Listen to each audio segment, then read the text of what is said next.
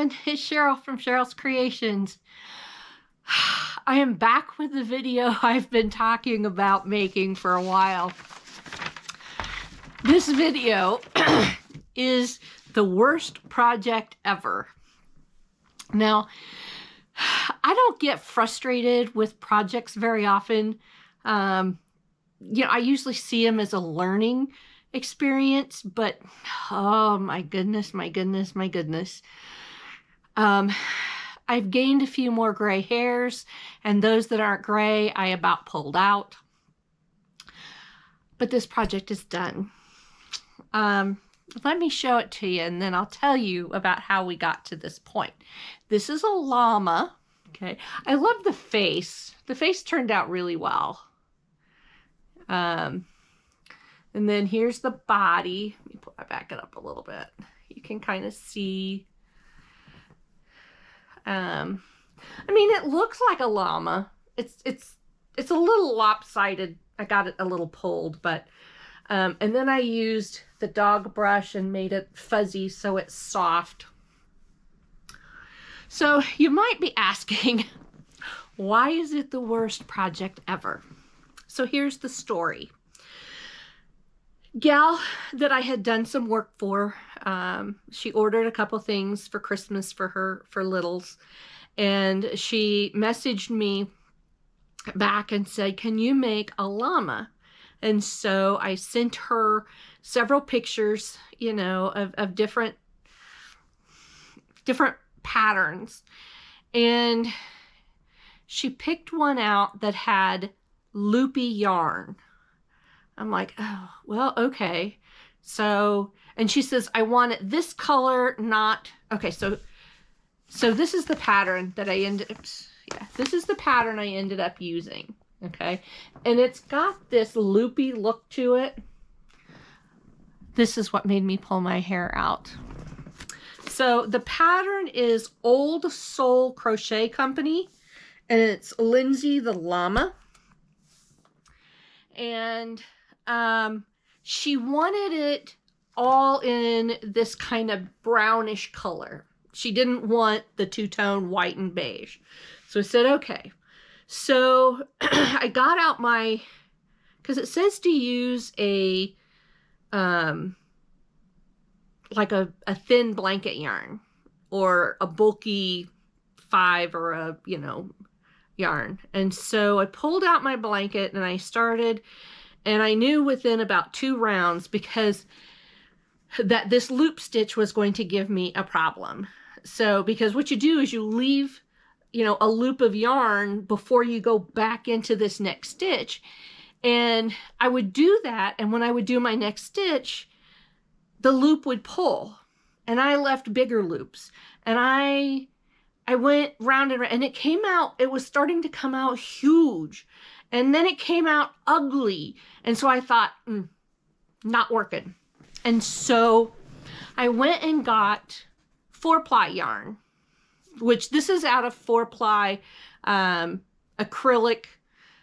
It was something I got at Hobby Lobby because it had a sticker on it that, the skein cost me like $1.24. So I tried it with, I tried doing the loops. It was better, but it was still ugly. Absolutely ugly. I couldn't get the loops to form. They were all different sizes. I quickly came to the conclusion that I am not cut out for the loop stitch.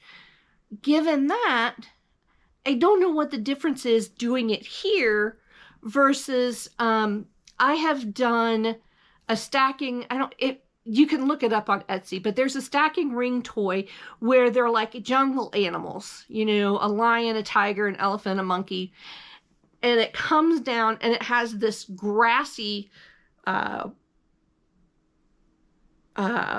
base to it, and the grass is the loop stitch. Now, I have done that a couple times and have had not a problem.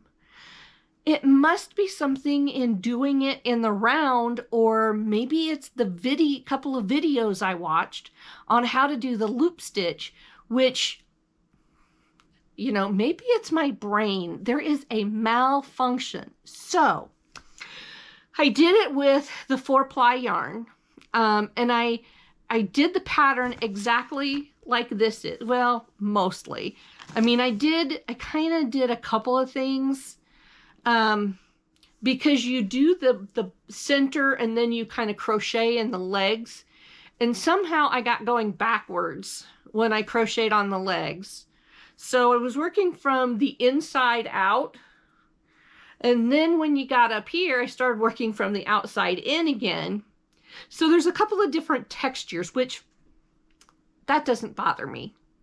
And so then I had to figure out how I was going to get something that's a texture that this lady might like. And so I took the dog brush and brushed it to where it was soft and a little fluffy.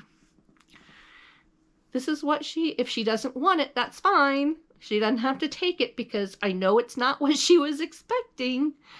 And no, she has not paid me. This is a gal that I trust, and I wanted her to, you know, I'll let her see it. If she wants it, fine. If she doesn't, then there is no other one that I'm going to make. She'll have to find somebody else. But let me talk about the pattern a minute. You know, and it used the same, even though it was the loop stitch, it used the same concepts, increases, decreases, but the increases and decreases had to be done with a loop in them, which, okay, if I can't do the loop stitch on a straight row, I'm darn well not going to get them on an increase or a decrease. So that made it even a little more difficult. And this says she used Bernat blanket yarn in white and taupe. Hers came out 22 inches. Mine's right around 12. So, and the other thing that was odd about this pattern is it says to use nylons, you know, like old pantyhose to stuff it. I don't know that I have any pantyhose left in my drawer from the ancient years of when you would wear pantyhose. And I sure wasn't going to go buy any. So I just used regular stuffing. But I thought this is probably, you know, I've been crocheting forever. And this pattern was written in 2021. I have never heard of a pattern written with using pantyhose. I've heard people talk about using scrap yarn and other things to use as fillers so it doesn't take as much polyfill or fluffy fill. So that was different. The head was pretty simple. The ears were pretty self-explanatory. Now, it did talk about crocheting the eyes. And as frustrated as I was at this point, because, you know, this is the 4th time I had started this project and had ripped it all out. I used safety eyes. So there are my safety eyes, and I did put some eyelashes. So, I mean, it still has the llama look, but I did not sew or did not crochet the eyes like the pattern suggests. Let's see, what else did I do different? The ears, I pretty much did the same. Putting it together, putting the legs on was a little bit different than the way I have done it in the past. I mean, I have taken, you know, done the circle and then crocheted the legs on. But this one, I'll show you this picture. So you did the centerpiece and you had 4 independent legs. And with the legs, you sewed these 2 together and you stitched these 2 together.